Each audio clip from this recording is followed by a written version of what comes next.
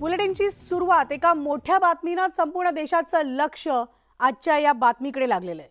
अर्थात मोदी सरकारच्या दुसऱ्या कार्यकाळामधलं संसदेचं अखेरचं अधिवेशन आजपासून सुरू होत आहे। तर या अधिवेशनातील केंद्रीय अर्थमंत्री निर्मला सीतारामन गुरुवारी सकाळी 11 वाजता म्हणजे आज सकाळी 11 वाजता अर्थसंकल्प सादर करणार आहेत। आगामी लोकसभा निवडणुकाच्या पार्श्वभूमीवर यामध्ये काही लोकप्रिय घोषणा होऊ शकतात।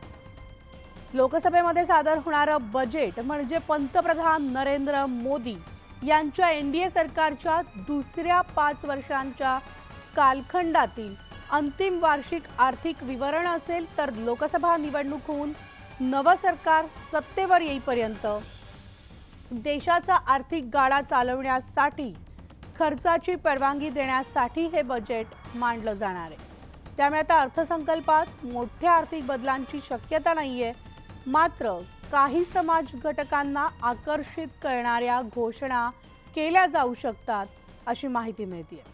नव्या संसदेमध्ये नव्या वर्षातील संसदेचं पहिलं अधिवेशन असल्यामुळे आता त्याची सुरुवात राष्ट्रपती द्रौपदी मुर्मूंच्या अभिभाषणाने झाली। त्यानिमित्ताने राष्ट्रपती नव्या संसद भवनात त्यांनी पहिल्यांदाच काल प्रवेशही केला।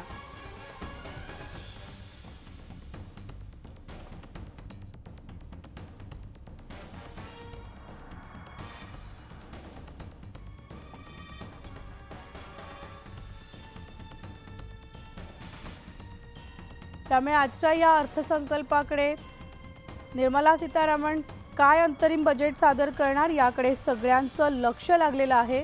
सकाळी 11 वाजता अर्थसंकल्प बजेट मांडलं जाणार आहे। अर्थमंत्री निर्मला सीतारामन आज अर्थसंकल्प सादर करणार असून लोकसभा निवडणुकीपूर्वीच हा सरकारच्या दुसऱ्या कार्यकाळातील शेवटचा अर्थसंकल्प असणार आहे। त्यामुळे यंदाच्या अर्थसंकल्पाकडे सगळ्यांचंच लक्ष लागलंय।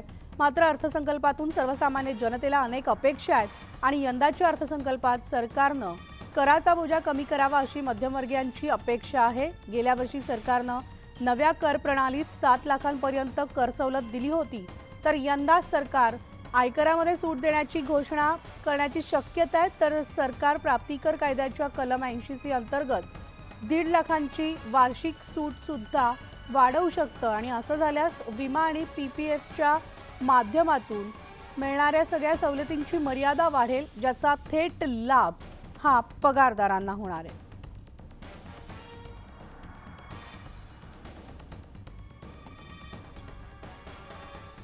देशाचा केंद्रीय अर्थसंकल्प आज लोकसभेत सादर होणार आहे। संसदेच्या पटलावरती हा अर्थसंकल्प ठरणार आहे। आता सध्या मी विजय चौकात आहे आणि विजय चौकामध्ये जर बघितलं आपण तर देशाचा केंद्रीय अर्थसंकल्पात जो सादर होईल ते हे वर्ष निवडणुकीचं असल्यामुळे सरकार पूर्ण अर्थसंकल्प सादर करू शकत नाही, पण निवडणुकीच्या वर्षात सरकार मोठ्या घोषणा करू शकतं। अर्थमंत्री निर्मला सीतारामन देशाचा अर्थसंकल्प आज मांडणार आहे। देशभरात अर्थसंकल्पाची तयारी पूर्ण झाली आहे। यावेळी लोकसभा निवडणुकीपूर्वी सादर करण्यात आलेला अंतरिम अर्थसंकल्प अत्यंत विशेष मानला जात आहे। संपूर्ण देशाचं लक्ष या अर्थसंकल्पाकडे लागलं आहे। आरोग्य सेवा, पायाभूत सुविधा, कृषी, शिक्षण आणि रोजगार निर्मिती अशा विविध क्षेत्रावर किती पैसा खर्च करायचा आणि किती कर लावायचा हे सरकार आज निश्चितपणे सांगणार आहे। प्रत्यक्ष कर, आयकर आणि अप्रत्यक्ष कर आणि जीएसटीद्वारे किती पैसा जमा करायचा या संदर्भातला लेखाजोखा देखील आजच्या अर्थसंकल्पात मांडणार आहे। त्यामुळे आजचा अर्थसंकल्प अतिशय महत्त्वाचा आहे। महत्त्वाचं म्हणजे जर बघितलं या अर्थसंकल्पाच्या माध्यमातून ज्या पद्धतीने आता लोकसभा निवडणूक येणार आहे, लोकसभा निवडणुकीपूर्वी कशा पद्धतीने सर्वसामान्य जनतेला, सर्वसामान्य मतदारांना आपल्या सरकारकडे म्हणजे भारतीय जनता पक्षाच्या नेतृत्वातील सरकारकडे कसं आकर्षित करायचं या संदर्भातला लेखाजोखा आजच्या अर्थसंकल्पात पाहायला मिळणार आहे। नवी दिल्लीहून व्हिडिओ लिस्ट त्रिवेदीसह प्रशांत नामदास, न्यूज 18 लोकमत।